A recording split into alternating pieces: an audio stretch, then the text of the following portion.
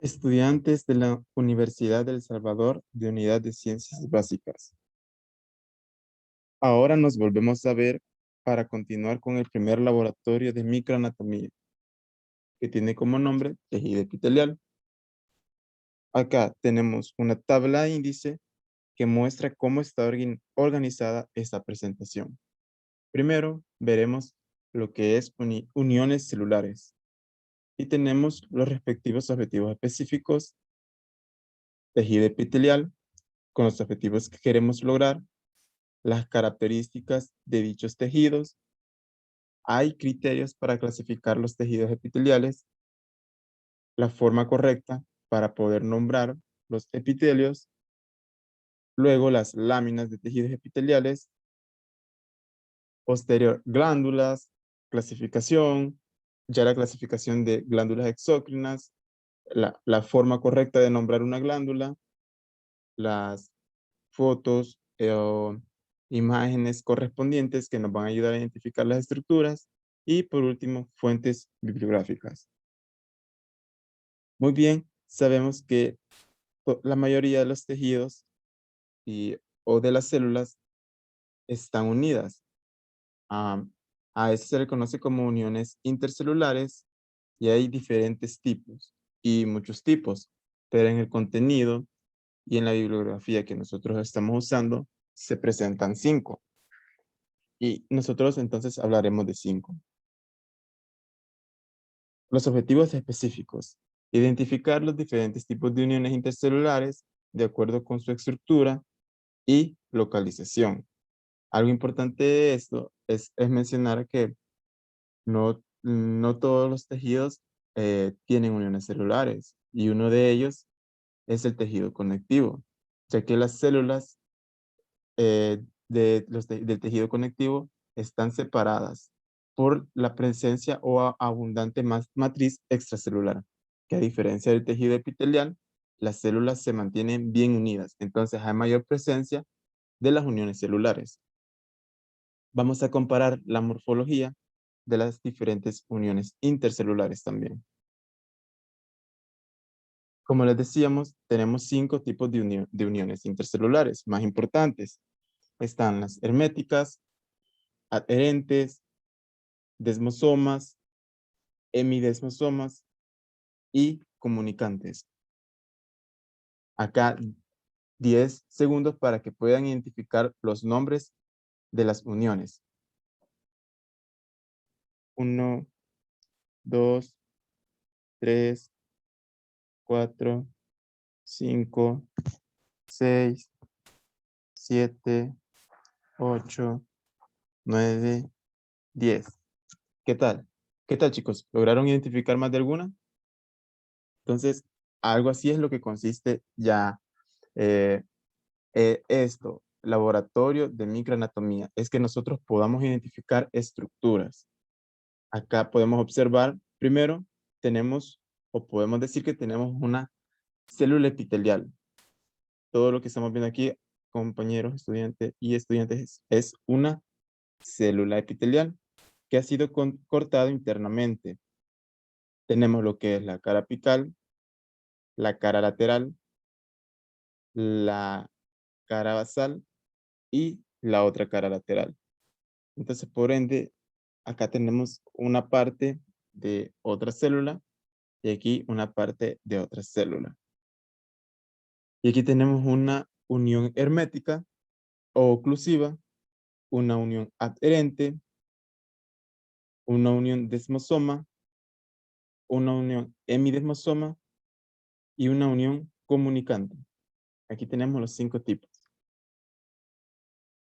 Cada una de ellas tiene características específicas. Por ejemplo, las uniones comunicantes se caracterizan porque forman haces de proteínas de transmembrana, que hace que se puedan ver como un tipo de red. Entonces, si ustedes se fijan, estos espacios dan el aspecto como que si estuviéramos hablando o como que si estuviéramos viendo una red. Y siempre, por lo general, vamos a ver lo que es las membranas plasmáticas adyacentes, el espacio intercelular Entonces eso será básico en toda unión que nosotros estemos explicando. También estas uniones herméticas se denominan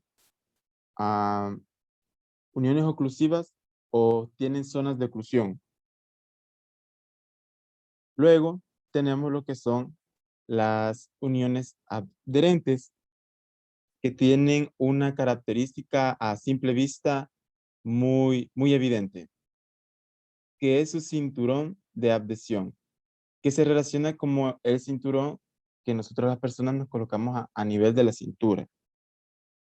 Esta es una placa proteica y también uno de los aspectos importantes es que tiene glucoproteínas de transmembrana, que si ustedes pueden ver, se colocan y se comunican del lado opuesto de una membrana basal de dicha célula a la otra membrana. Estas proteínas se denominan capderinas. También hay que mencionar que dichas células tienen uniones adherentes que forman cinturones, como les decía, ¿verdad? Posterior, estamos viendo las uniones desmosomas. Desmo, que el término significa vínculo, y que si nosotros lo vemos con otra característica, digamos, o a simple vista, podemos observar como que si estuviéramos hablando de tacos, pero no es así, ¿verdad? Entonces, esta unión es muy importante y a diferencia de la placa, acá no estamos, de la placa del cinturón de adhesión, acá estamos hablando de filamentos intermedios que están formados por queratina. Pero una característica es de que la glucoproteína siempre sigue siendo cadherina. Esta disposición que podemos observar acá y acá contribuye a la estabilidad de la célula y son como puntos de soldadura, entonces que se pueden identificar. Luego tenemos la unión hemidesmosoma, hemi porque se parecen a las uniones desmosomas propiamente, pero solo tenemos la mitad. Una característica de estas uniones es que solo se van a encontrar a nivel basal de las caras de dicha célula.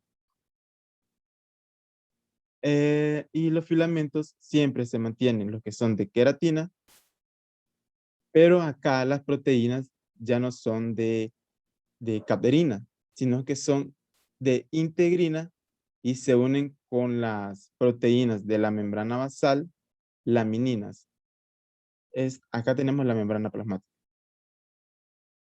Y por último, tenemos las uniones comunicantes, que ella permite, gracias a las proteínas conexinas, que son estos puntos. Acá tenemos un corte que nos hace o nos permite observar la zona interior, entonces, que permiten o son canales de comunicación de una célula con otra célula.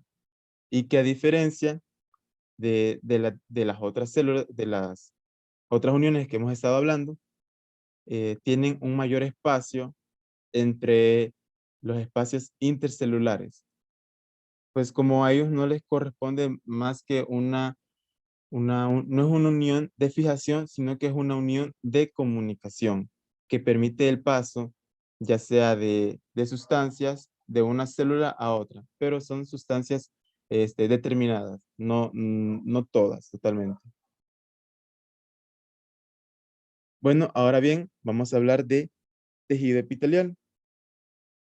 Eh, Vamos a hablar de su clasificación, características y localización. Sabemos que epi, el término epitelial es un neologismo griego. Entonces, epi significa sobre y tele o telial significa pezón de teta, que hace referencia al tejido que cubre las cavidades del cuerpo que están conectadas con el exterior. Entonces, esta es una característica del término que evidentemente lo podemos observar, ¿verdad? Los objetivos específicos. Tenemos identificar los diferentes tipos de epitelio de acuerdo con su estructura y localización. Vamos a comparar la morfología de las diferentes células epiteliales, lo cual nos va a ayudar bastante para poder identificar los tipos de tejido. Primero hay que identificar cada célula, la forma que tiene, y así se nos va a hacer más fácil identificar las láminas. Vamos a clasificar las glándulas exócrinas de acuerdo con la estructura y la forma de distribución de su secreción. Bueno, tenemos características. Características de tejido epitelial. Las que están coloreadas de tonalidad verde son las que nosotros vamos a poder observar totalmente en los tejidos, en las láminas que veamos y en las imágenes.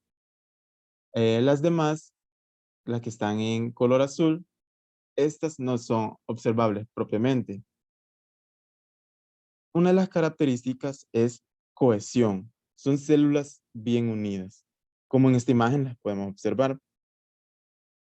Están unidas por sus paredes muy unidas. Entonces, por ende, hay poco o nada de sustancia intercelular. Para que nos podamos orientar, vamos a identificar tres caras. Vamos a tener lo que es la cara apical, que siempre será la que está a la superficie o a la luz. La cara basal, que es la que siempre va a tener comunicación con la membrana basal. Y las caras laterales, que son por las que van a estar unidas con las células adyacentes. Estas son caras laterales. Especializaciones en el borde apical. Hay diferentes tipos de tejido epitelial y las células de diferentes tipos de tejido tienen características en sus caras apicales, que dichas características estructurales pueden ser cilios, microvellosidades o estereocilios, que esos tienden a tener funciones también diferentes en el organismo. Como les decía, poca o nada sustancia intercelular, son avasculares. Reciben nutrimento por, por difusión, pero es gracias a tejido conectivo. Tienen una característica de tener inervación propia y una superficie adherida a la membrana basal. Acá una imagen para retroalimentar de las caras que estábamos hablando. Acá tenemos una célula epitelial con microvellosidades en su superficie apical. Tenemos la superficie lateral, la otra superficie lateral, y tenemos la superficie basal. Acá solo mostrando de que las células se unen a través de sus caras laterales. Bueno, un término de que debemos de comprender también es de que en qué momento estamos hablando de capa apical y de capa basal. Cuando estamos hablando de estos términos es porque nos estamos refiriendo a tejido epitelial estratificado. Y cuando estamos hablando de superficie apical y de superficie basal, estamos hablando netamente de una célula. Por ejemplo, en esta imagen que podemos observar, estamos hablando de la capa basal, que es a la fila de las células que está o que tienen contacto con la membrana basal. Y cuando estamos hablando de capa apical, estamos hablando de la fila o de la línea de células adyacentes que están a la superficie o que son la primera línea que están en contacto con la luz, que son las que podemos ver acá.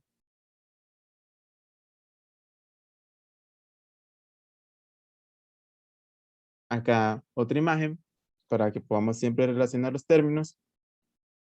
Ok, aquí observamos lo que es zona apical Aquí zona basal. Y esto está representado por la lámina basal. Acá tenemos cilios en la zona apical, en la cara apical y en las caras laterales que las células están unidas, ¿verdad? Y estos representan núcleos. Estos puntos representan los núcleos. También acá tenemos, podríamos decir que tenemos un vaso sanguíneo y los vasos sanguíneos tienen una característica de tener tejido epitelial plano simple. Entonces, lo que queremos explicar en esta imagen es de que el espacio que aquí se observa se denomina luz o lumen, que es que es el que se representa acá. Entonces es donde va a tener o permite el paso de las secreciones o en este caso de la sangre. Es muy importante que ustedes lo identifiquen porque cuando estemos observando láminas van a observar siempre un espacio que sale ya de un color blanco, ¿verdad? Entonces ustedes deben identificar que ese espacio se denomina luz o lumen. Aquí las especializaciones que les decíamos, microvellosidades, estereocilios, cilios. Muy bien, como decíamos, los tejidos epiteliales se clasifican, se pueden dividir en dos tipos. El primero es el epi de cobertura o revestimiento, propiamente porque eso hacen, ¿verdad? Porque cubren y porque cubren por fuera, por ejemplo, es un ejemplo de la piel y el revestimiento, que lo realiza en los vasos sanguíneos y en diferentes órganos del tubo gastrointestinal. Y luego también se clasifica en glandular. Hay criterios para clasificar los epitelios de revestimiento. Primero abordaremos los epitelios de revestimiento. Y son dos criterios. El número uno es que se clasifican según el número de capas o estratos de células por el que esté compuesto. Y el otro, según la forma de la célula. Según el número de capas, si tiene solo una capa, se le denominará simple. Y siempre, todo tejido simple será aquel en los que todas las células toman contacto con la membrana. Si se fijan, acá estamos hablando de un tejido epitelial plano simple y todas las células están en contacto con la membrana basal. Si observamos, esto es la célula y esto de color gris simboliza o ejemplifica la membrana basal. Y todas tienen comunicación. Entonces, podemos decir que se le denominará simple. Acá tenemos lo mismo, solo que es una célula cilíndrica, pero todas tienen contacto con la membrana basal. Tenemos tejido cúbico, células cúbicas, y todas tienen contacto con la membrana basal. Y este es el epitelio pseudoestratificado.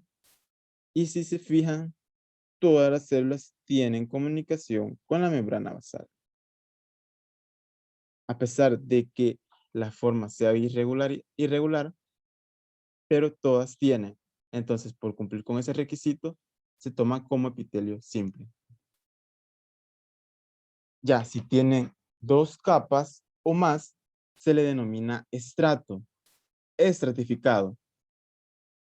Entonces, acá tenemos epitelio de transición y si se fijan, podemos identificar que no todas tienen contacto con la membrana basal. Solo las líneas o la capa apical tiene contacto con la membrana basal. Las demás ya no. Entonces, por eso se le denomina epitelio estratificado. Acá está más ordenado porque es un epitelio cúbico y podemos observar cómo está, cómo se observa la primera capa de las células y la segunda. Acá también podemos observar que hay más que hay más de 2 capas, tenemos 1, 2, 3, 4, 5, 6 aproximadamente. Como son figuras animadas, es muy fácil de identificarlas, tanto sus formas como, como las capas por las que está compuesta. Ahora hablemos del otro criterio, según sus formas celulares. Los investigadores y las personas que se han dado la tarea de hacer estas búsquedas han denominado las células con formas geométricas, ya que asemejan a tener una forma geométrica. Pero quizás es muy importante compartirles que no propiamente van a ver una figura geométrica en, en las láminas o en los cortes de tejido, sino que es como una homología o casi similar. Entonces tenemos una célula pavimentosa que su forma es alargada y que la representamos de esta manera. Solo que tiene múltiples caras y sus caras no tienden a respetarse en el tejido. Algunas tienden a tener 4 lados, otras a veces tienen 5 y otras pueden llegar a tener hasta 6. Entonces, eso es una característica propiamente de las células pavimentosas o también denominadas escamosas. Escamosas se denominan así porque son delgadas, ¿verdad? Tenemos las cilíndricas,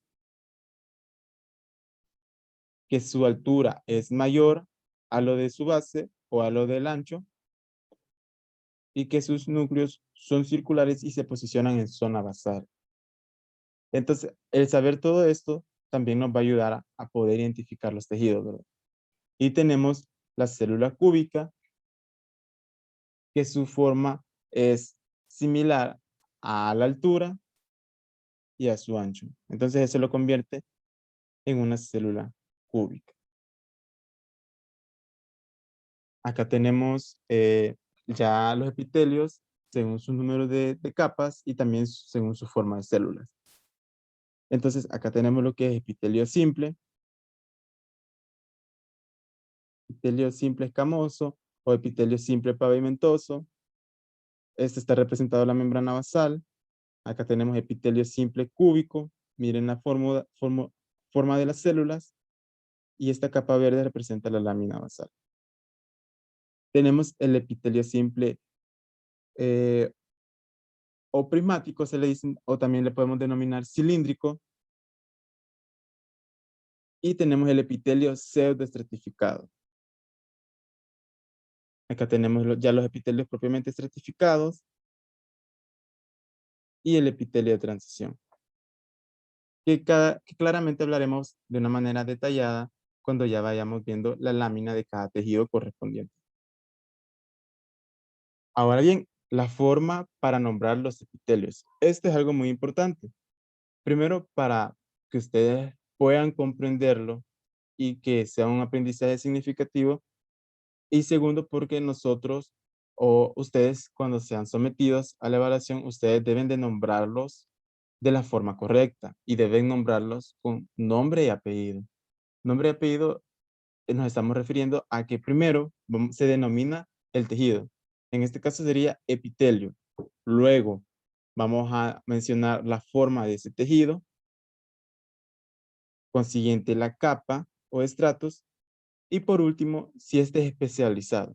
Si este es especializado, se le dice la característica por la cual se considera especializado, o si no es especializado, no se menciona nada, ¿verdad? Entonces, sería la forma correcta de decir epitelio cúbico simple, en esas de que no son especializados. Y ya cuando sea un especializado, tendríamos que decir epitelio plano estratificado no queratinizado. La forma correcta es esta. Y ya las siglas que les pueden ayudar a recordar sería la TFC, que es el orden en que usted debe de escribirlos o debe de pronunciarlos. Y así es especializado, TF, perdón, TFCE, que ahí es donde se agrega la característica de especialización. Es el orden, ¿verdad? Usted se lo puede memorizar o puede utilizar sus dedos para que le ayuden. La T, la F, la C y la E. Acá tenemos lo que es un esquema, un mapa en el que se clasifican los epitelios. Tenemos los epitelios simples.